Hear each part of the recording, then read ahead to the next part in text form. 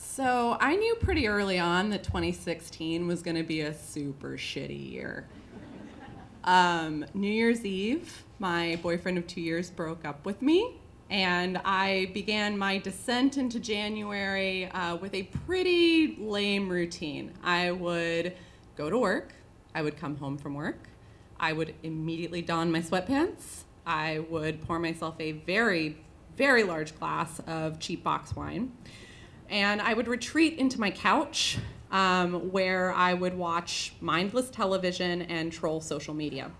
And this lasted like most of January. And so one day, late January, I came home from work. I put on my sweatpants. I poured myself some Botox. And I popped open the Facebooks. And I see a message from a name I had not seen or heard or thought of in 15 years. Marlene. I almost did a spit take of 2 buck chuck into my computer monitor. Because you see, Marlene was my father's secretary, and then she was his mistress, and then she was the reason that my parents got divorced, and then she was my father's wife. They had a son together, and when I was 12 years old, she disappeared. And all that I heard was Marlene and your brother went to Canada. And from that moment on, Marlene was the name that could not be spoken in either my mother's house or my father's house. She was Voldemort. But Voldemort smelled like lavender oil and like a ton of new age hippie bullshit. But it's life moves on. So it's just like, okay, Voldemort, we don't speak about this person. So I had no idea why in my moment of just slobby awfulness did this person decide to reach back out to me, why now? So I open up the message and I read it, and it reads, "Hello, sweet Sarah. I hope that you're well. I don't know if you remember me. I was married to your father. We had a son together. Anyways, I know it can be weird getting messages like this from people on Facebook. I so look forward to hearing from you. Blessed be." Blessed be? Are you fucking kidding me? I was beyond pissed off. I'm not in a good emotional place anyways, and this is just a lot to take on. And the thing that's probably most difficult about this is I've got nowhere to go with this. I can't talk to my mom about it. I cannot talk to my dad about it. And normally I'd call my friends because they're great, but they'd be like, "What, you got a brother?" I in this moment I call the one person on the planet who will really understand this and comprehend it for the wackiness that it is. I call my sister Shami. So I call her, "Shami, guess who messaged me on Facebook?" "Oh my God, hell." "Marlene." "What?" "Uh-huh." "Shut the fuck up." "No, it really happened." "Shut the fuck up." And so this goes on for 5 minutes. We're just saying "shut the fuck up" back and forth over and over again. And we hang up, and I just do my best to just soldier on and not think about just the shitstorm that my life is right now. But this is late January in 2016, and the entire eastern seaboard, from Missouri onward, is just getting pummeled with snow. So my sister lives in Nashville, and they got 1.5 inches of snow, which means that she was out of work for a week, and every grocery store was out of bread and milk because everyone's making bread and milk sandwiches. I don't know.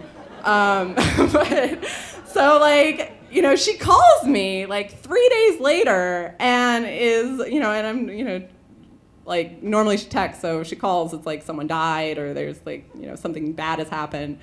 So I pick up the phone, and she's like, "Sarah."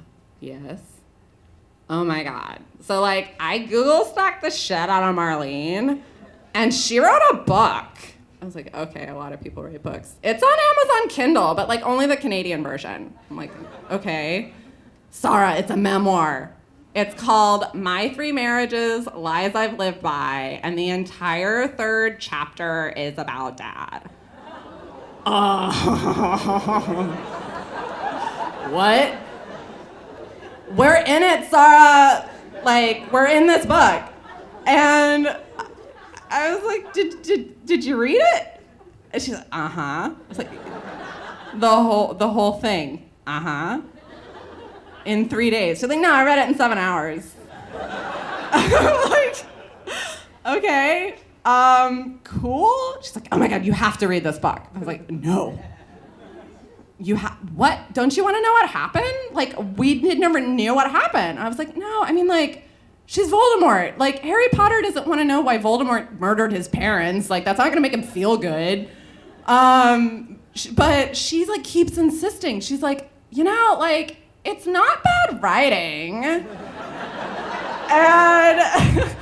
like, Sarah, come on. Like, you're the only person that can, like, deal with this with me. Like, I can't do this alone.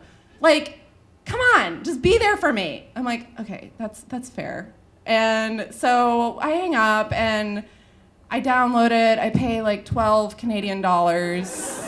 It's like $11.75. I don't know. And it just like sits on my laptop for a while and I don't read it. But then, you know, Snowmageddon happens and there's a foot of snow outside and nobody's working and I'm in my sweatpants and I have a box of wine. So I'm just like, all right, we're doing this. We're gonna read the book.